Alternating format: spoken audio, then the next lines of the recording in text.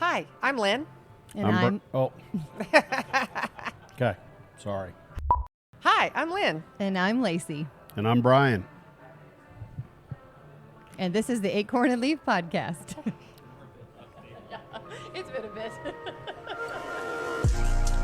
Hey everyone, my name is Ben Poe. I'm the marketing director here at Gas New Log Homes. Just want to say really quickly, thank you for watching this episode of the Acorn and Leaf podcast. Truly appreciate your support. Be sure to give the video a like, subscribe to Gas New Log Homes because there's going to be so much content coming out. Before you get into the episode, let me give a couple pieces of, what to expect throughout the episode. We were given permission by the general manager to film in the hotel, but that message wasn't relayed to the other staff members. So we were told to stop filming 5 minutes into the episode, which is fine because we wanted to, show people what it looks like, that culture specifically and all of the things.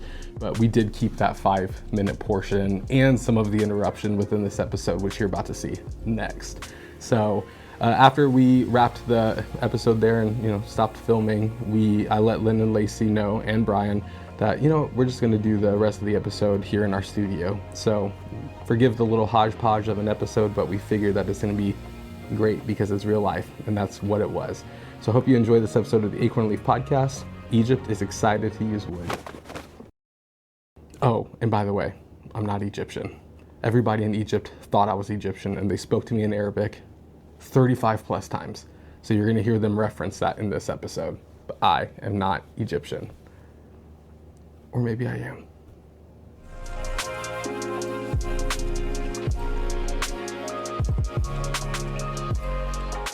Well, everybody, we have had an unbelievable week, I think. It has been interesting from a cultural standpoint. It has been fun, and we've met some wonderful people. And we just wanted to share with everybody a little bit of what we've learned in our week in Egypt.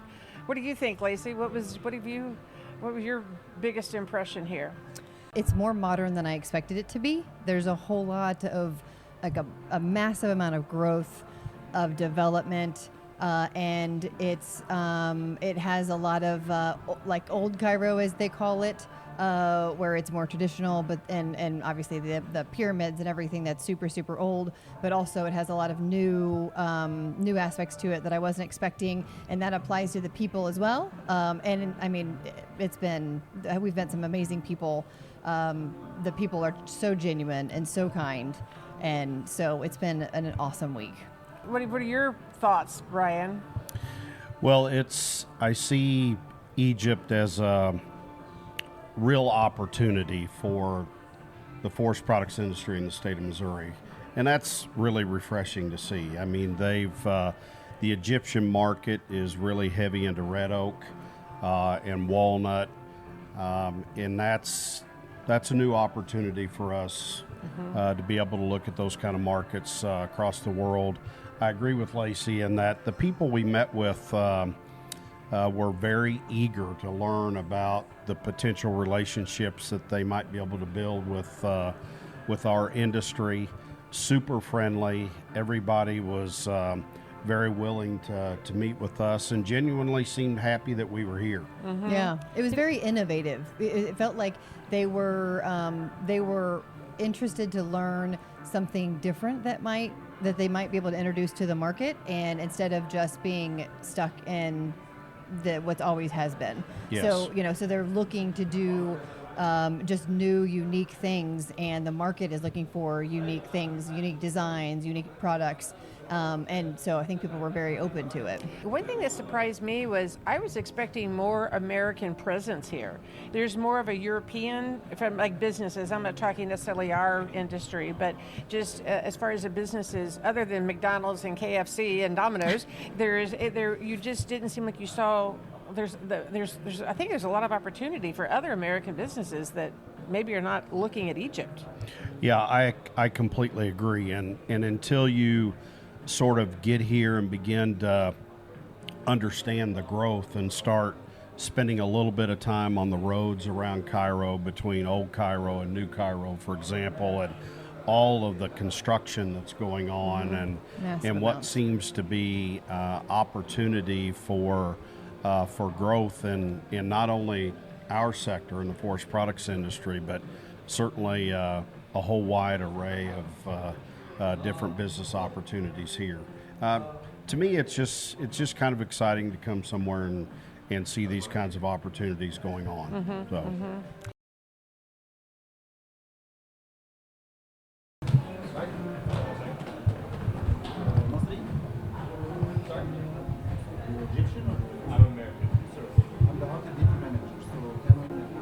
The Egyptians are great, but they don't like us recording.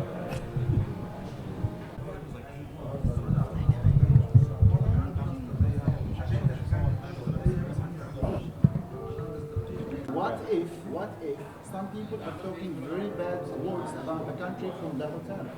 We would be involved in this, you see? You can listen to what we just said. It was nothing but glowing. As we were saying, before we got rudely interrupted in Egypt, I had to.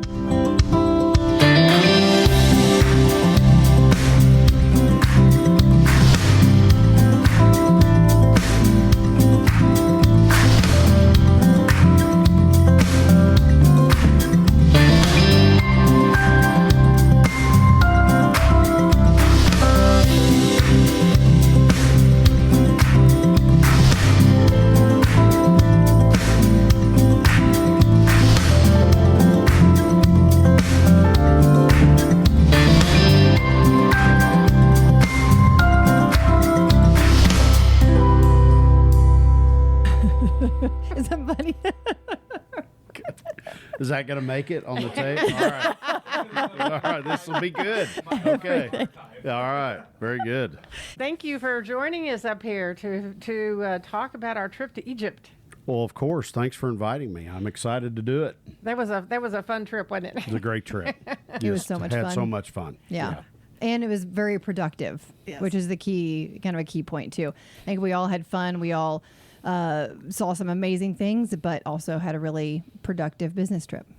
I agree. It was part of the world that I'd never been to before, and it was exciting to see Egypt and all the things it had to offer, and felt like it was a tremendous business trip too. Yeah. So felt like it was good all the way around. I should introduce you to our audience. Brian Brookshire is the executive director of the Missouri Forest Products Association, and has been in that capacity of total for how many years?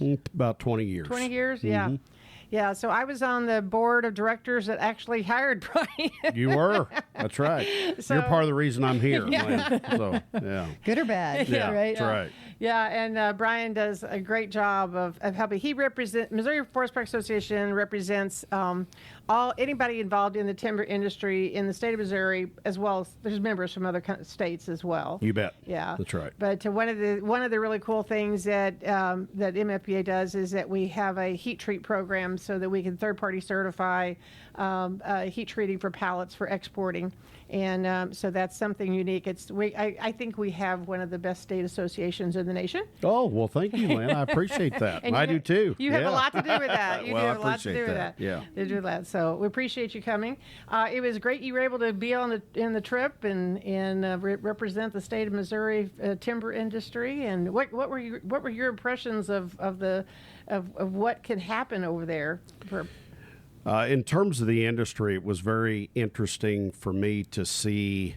I guess the first thing that really struck me is as we were traveling around all of the construction that's going on, to me it just sort of hits you in the face about what the potential is in terms of that area becoming a true market for hardwoods.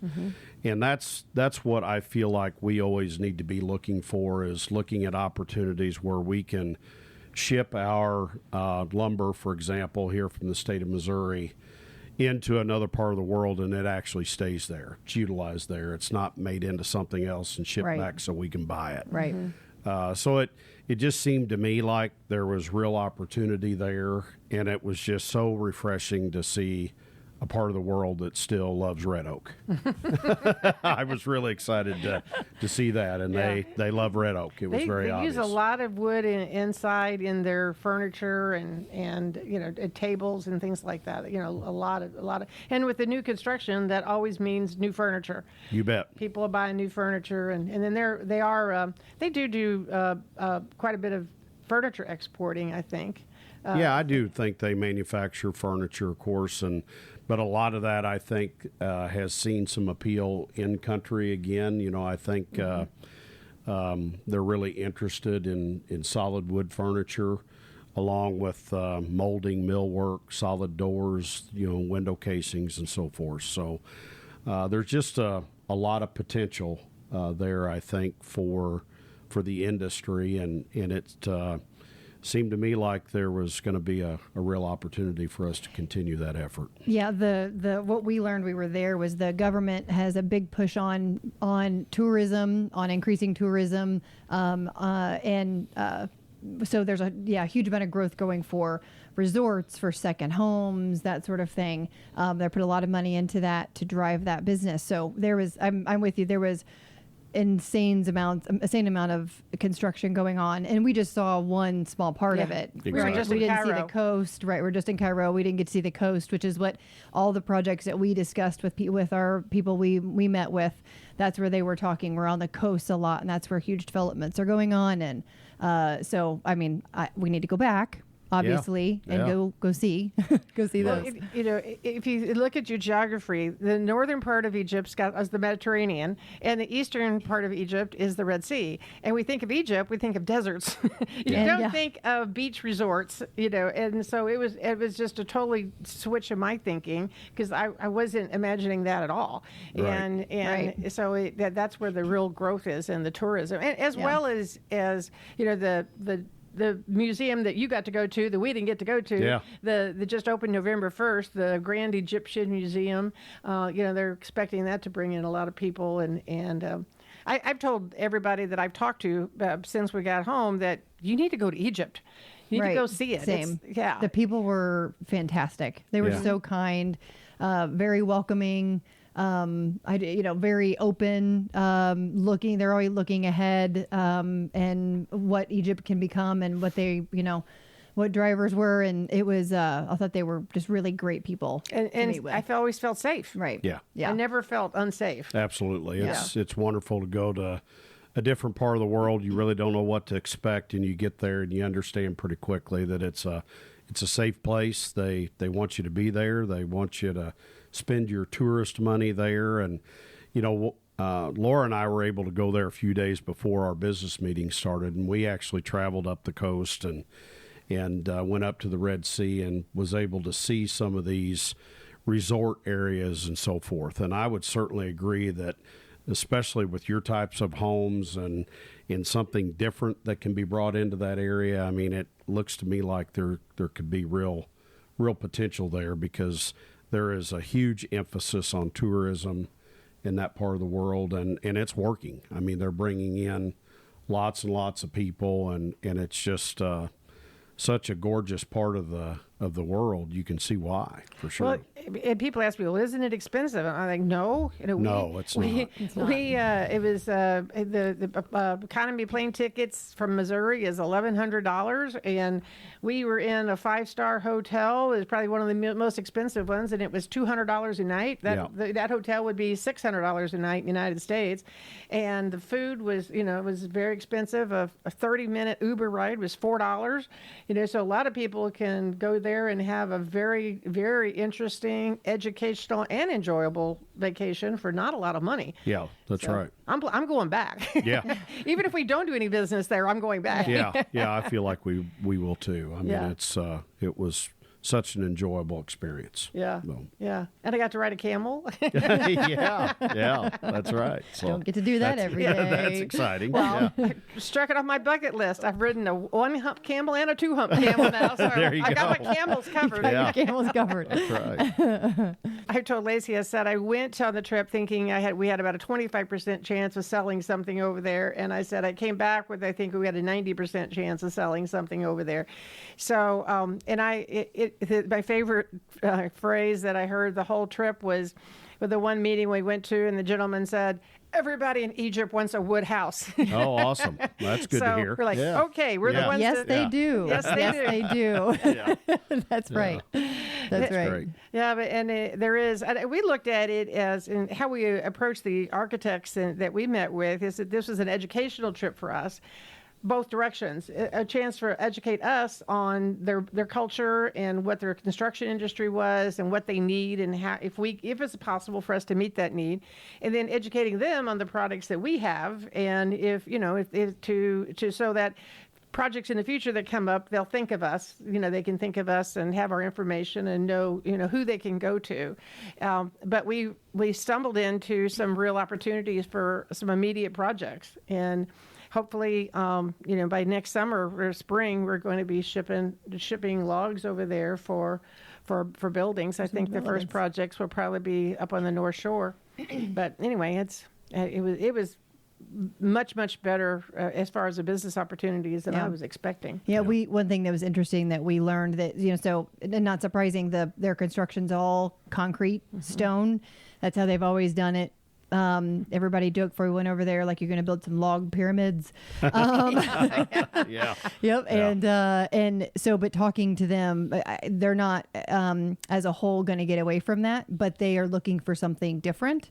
And one thing I also found really interesting is a lot of times you go to different countries and they really want something American, right? They want American, they want it to look American, they want it to feel American. And while that's great and flattering, what I loved about Egypt was they were like, no, we don't really like that, but we want to try something different, and so a log home is very different for them, but the design of it is going to look different than what we would design here. So they're kind of putting their own flair on it, but still embracing something new, because something new, something modern, that's what they're really going for with these developments, something different.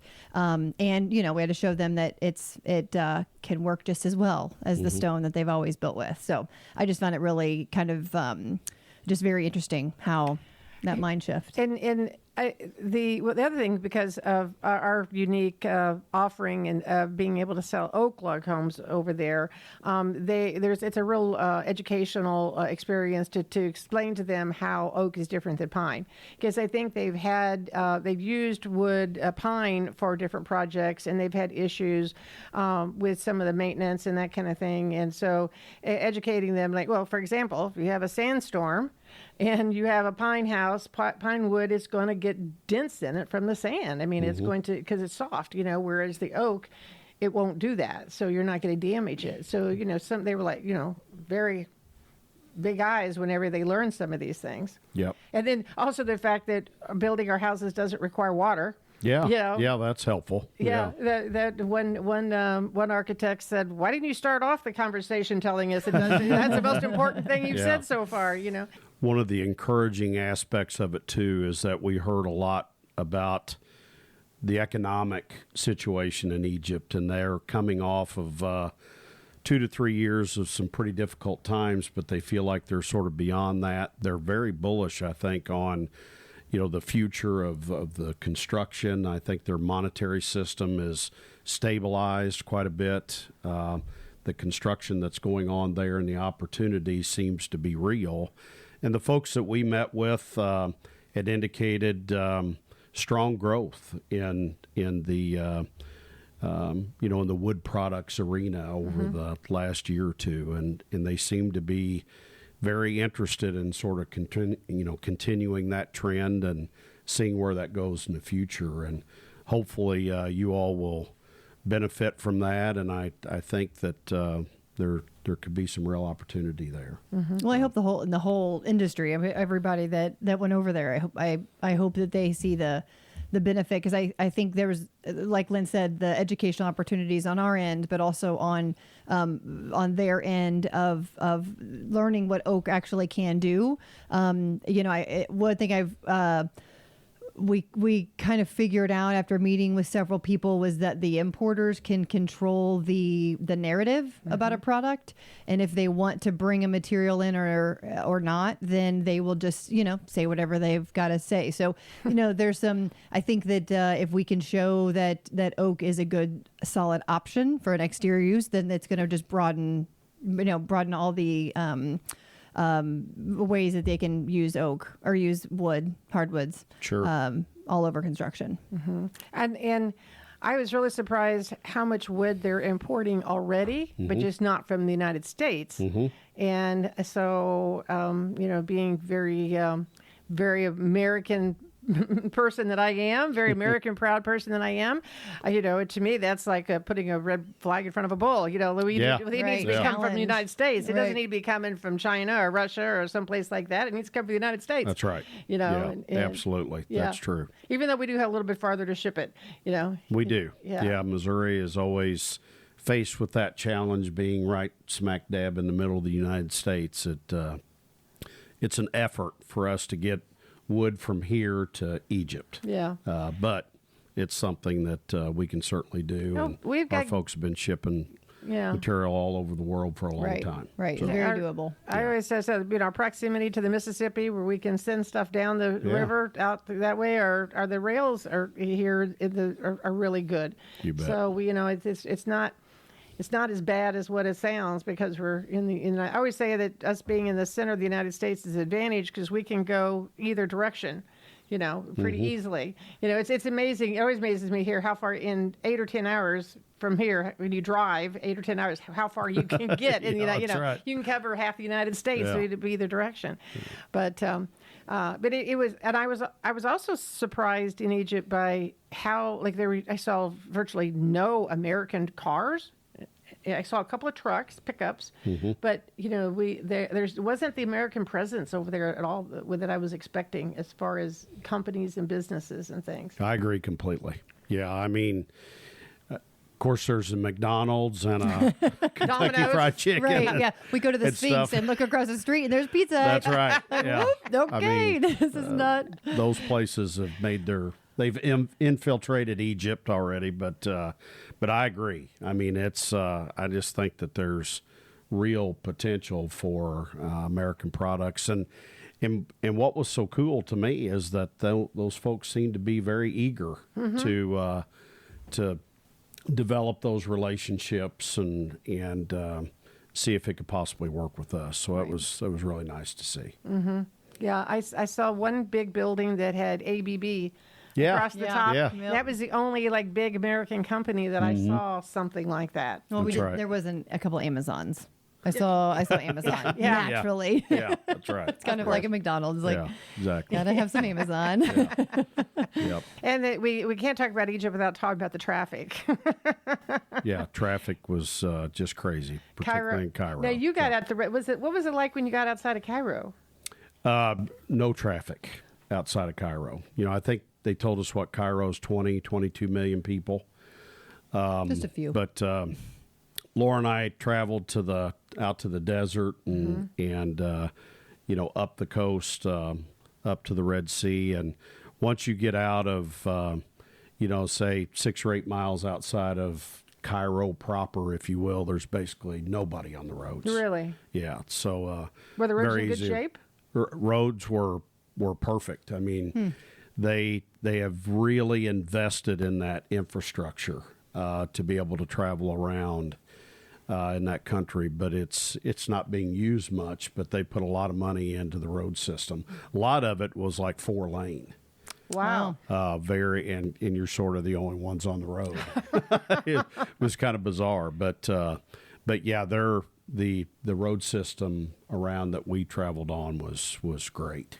Well, we loved it. They said that in Cairo that the lines on the road are just suggestions. Yeah. Or no, they're decoration. Yeah, they're decoration. Decorations. That's I called right. them suggestions. They called them decorations. Yeah. Yes.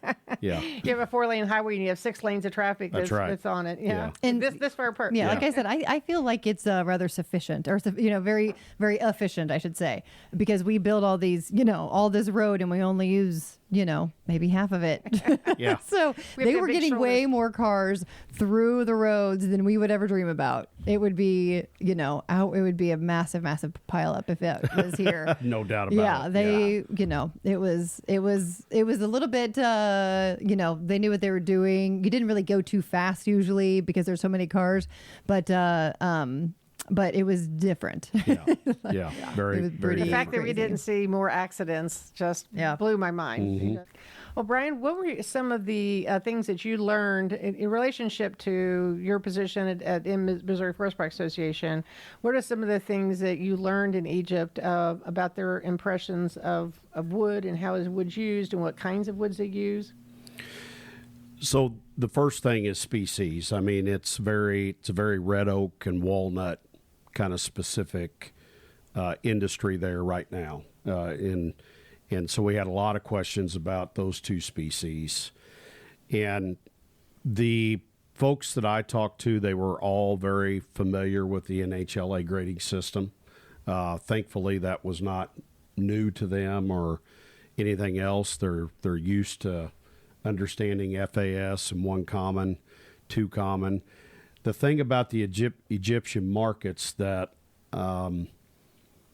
I don't know if I was surprised necessarily to hear, but it's very FAS driven.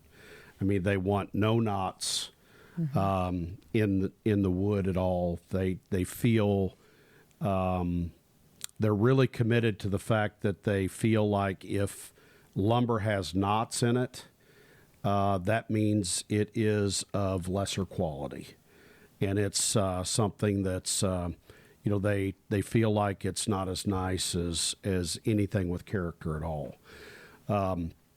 So that makes it a little bit more difficult for the industry to respond to because, of course, we only produce so much FAS lumber out of every log. Sometimes we don't produce any. So we have to work with that. I spoke with a number of folks about, would you at least be interested in taking a look at 1 common lumber, for example, and looking at, possibly removing some of those knots or something like that, depending on the products that they use, because they make quite a bit of flooring there, for example. So, the ability for them to chop out the knots is there, just like we do here. So I think we're having some discussions about those kinds of things, but by and large, it's a very FAS-driven market. They have a strong interest in wit sorts, which again is something that's not necessarily real common that we do. I mean, random wits are more common to how we want to sell lumber, and they're open to that just fine. But I think there is the potential, if there is interest in some of our members, for example, creating wit sorts, that's something that's definite potential there, because Egypt is still very clearly a warehouse-driven market, meaning that most of the lumber that's being imported into Egypt from wherever it's coming from is going to a lumber warehouse, and then that is going to the manufacturer. Because as we all saw there when we went into factories or manufacturing facilities, a lot of the issue is just space. It's, these plants are, they're small. I went into one factory and they actually occupied 4 floors, in a building, and they were physically carrying the lumber up and down the stairs. Oh my gosh. So it's space is an issue, and they just don't have the space to, for example, to accept a container load of lumber. So it comes to a warehouse, and then those folks deal with the manufacturers. So while we were there, we met with a lot of folks that have the warehouses, obviously, because they were really interested in not only looking at red oak and walnut, but we also talked to them about substitute species from where they're getting, from what they're getting in other parts of the world. You mentioned that, like Russia, for example, on beech and birch and those kind of species. So we're talking to them about sycamore and cottonwood and alternative species, because those are markets that primarily going into upholstered furniture. So they're open to an alternative there, right. and we're talking to them about the fact that doesn't need to be FAS. I mean, they can use two common sycamore or cottonwood and cover it up anyway. Cover it up. So, Right. So there, there's opportunities as we, hopefully develop these relationships with folks, and they begin to understand what we can offer and what we can do and how we can work with them. I think there's going to be a way for us to educate each other and possibly move into, some other markets besides just red oak and walnut. Yeah. Yeah, we spoke to just about everybody. Have made the offer that we'd love for them to come to Missouri. Most of the folks that we spoke to already had a visa to be able to come here. There was a few cases, I think, where there was some visa challenges. It's not necessarily as easy to get into the U.S. as what it used to be, but by and large, I think we made that offer to about everybody, and I do think that I've already heard from a couple of folks that they certainly intend to come in and to the U.S. and visit Missouri and go around and visit some of our facilities, because it's something that most of them have just never had an opportunity to do. And the understanding, I explained how we produce grade lumber here in Missouri to just about everybody we met with. The idea of our folks having a sawmill and a kiln drying facility was just something that they weren't thinking much about, because they're very used to all the different manufacturing processes being done by different people. The idea that and I remember having a conversation with one of the folks talking about, well, some of our, many of our companies are very vertical to where they have their own logging crew. And so they're thinking about, gosh, they're cutting the trees, bringing them in and doing the whole thing. And I told them that they can sort of see that whole process a lot of times at one or two facilities. So they were very excited about that, and I think that is some real potential for us if we can get them to come and look around at what we're doing. Yeah, we spoke to a gentleman about coming over here in January. And we're like, maybe it'll snow. Yeah, that would be awesome. We will switch it up on you. Yeah, give you some snow. Yeah. Because it's always funny to me wherever I'm traveling across the world and talking to people. I mean, when folks come here, they go to New York or they go to California, right. Florida, yes, or sometimes Florida. So they, coming to the central part of the United States, I don't. Very different. We didn't talk to anybody that had actually kind of been in the Midwest, so to speak, at all. Right. It's always, I've been to California. Yeah. Or New York. Yeah. So the idea of, I think it'd be a pretty eye-opening experience for them to, come in and go to the Ozarks or something. They don't have forests. Yeah. So, I mean, I think if they were just, even just flying over Missouri and seeing all the forests we have, we told people, we're growing 3 times more trees here in Missouri than we're cutting every year. Yeah. And they were like, really? I mean, they were really shocked.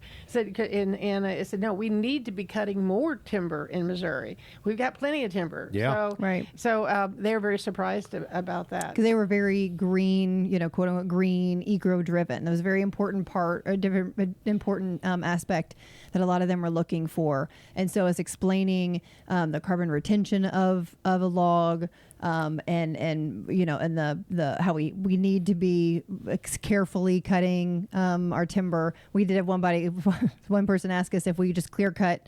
Like, no, we don't go in and clean out an entire forest. We don't really have a job if we cut down all the trees. Yeah. So we've got to, we do it responsibly so that we can continue doing this. Explaining how the process works and why we really need to be doing this is not all, all bad. You bet. We had some very similar conversations on, I'd echo the fact that they are very interested in making sure that the harvesting is sustainable. We answered a number of questions about is it being harvested legally.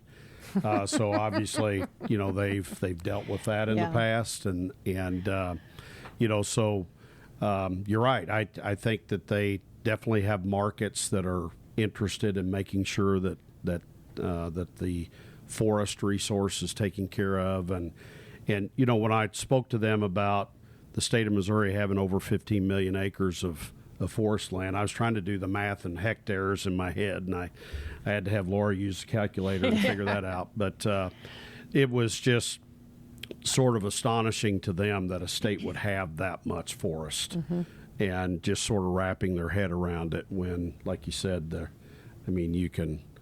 you can find a palm tree there every once in a while, but that's about it. Yeah. Right. So Yeah, and also, we had multiple times have people, architects, designers say that people will be like, well, if you're living in a log home, wouldn't it like fall on your head, like when you're sleeping? Yeah. You know what? We're like, well, no, that doesn't happen.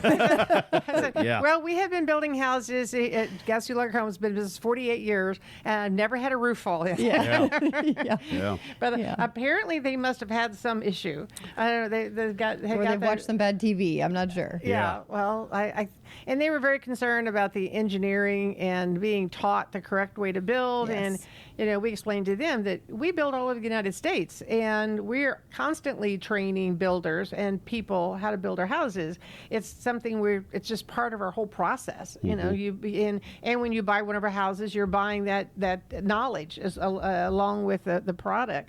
And they were very happy to hear that. And we get our first project. We were going to have to send people from here over there to help teach them how to build and how to stack logs. Sure. Yeah. And explaining, just, they have one climate, right? Like desert. Yeah. And top to bottom. And we explained the United States is very big, right? And we have desert, we have mountains, we have ocean, we've got it all. And so we build in all those places. So this is not completely foreign to us. And also our products have done very well in those climates. And that was a big kind of just communication with us, was that any of these hardwoods from Missouri are going to be fine. They're going to work here. We've had two houses for 30 years. 3 years ago were built on Curacao, Netherland Antilles, which is an island. Yeah. And so it's the exposure to the seawater and the sea air and all that. It's done fine. They've had no issues whatsoever, and it's way more tropical, with insects and that kind of thing. So, so than what they have in Egypt. I was looking at the geography. Egypt is bigger than Texas. The whole country is, but I think the inhabited part of Egypt would probably fit in Missouri. Yeah, no kidding. That's Yeah. right. Yeah, it's crazy, the population. It's just sort of centered around a few different locations, and the rest of it is just wide open. Yeah. Yeah. Yeah. I think that the opportunities over there are tremendous, and I think that the people like Americans.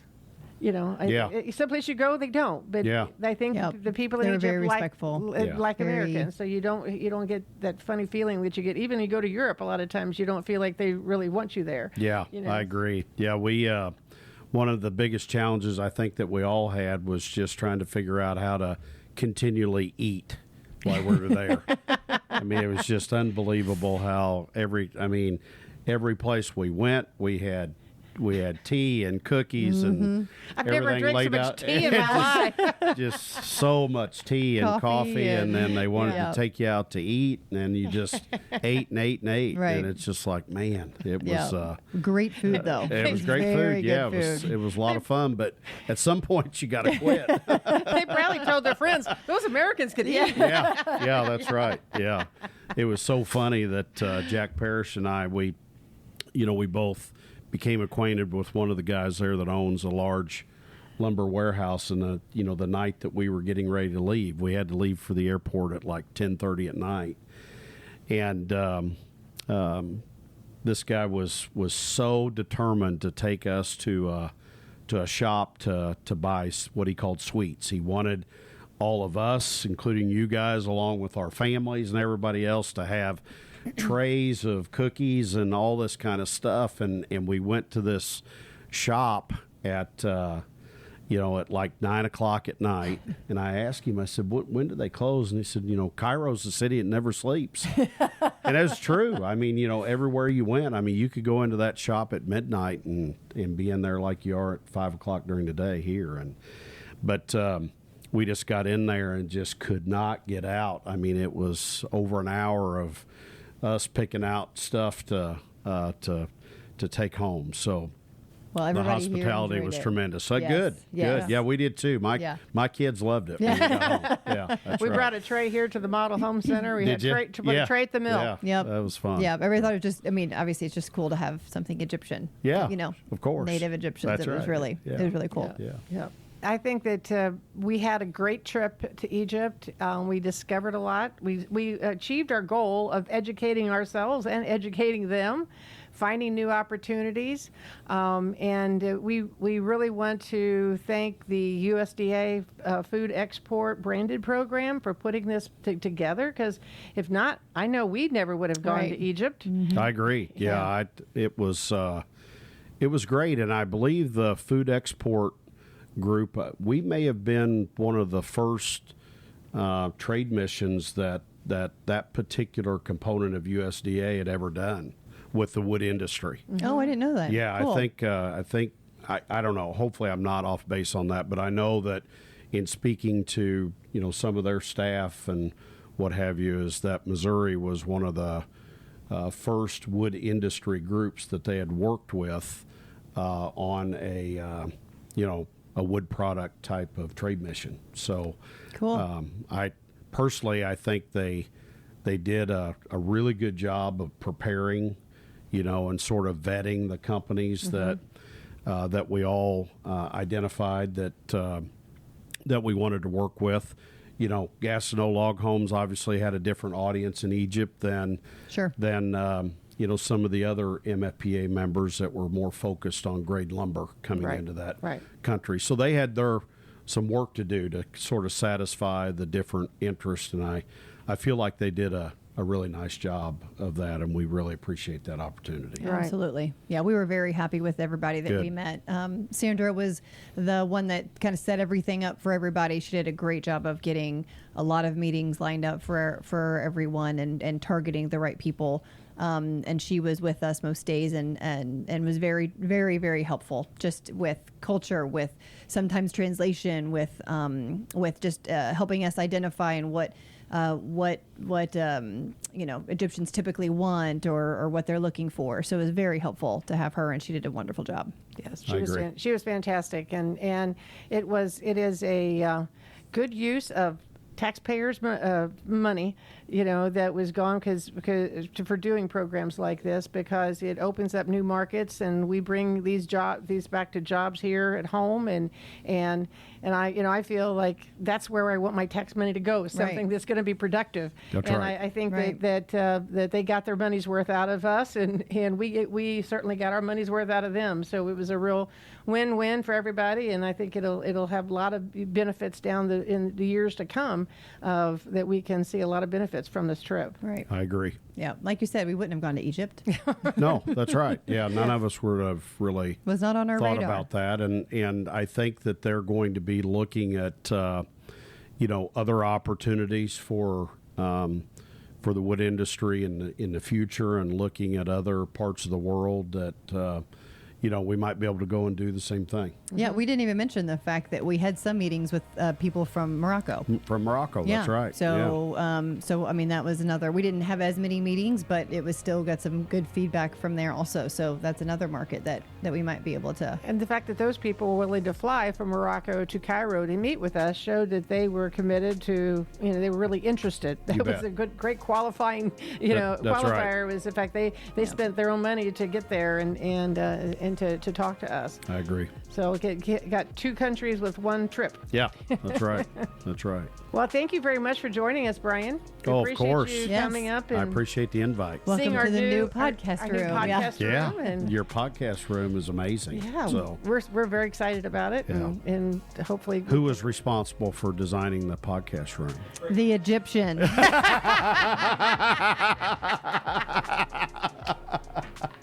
All right. Very good. Our very own Egyptian.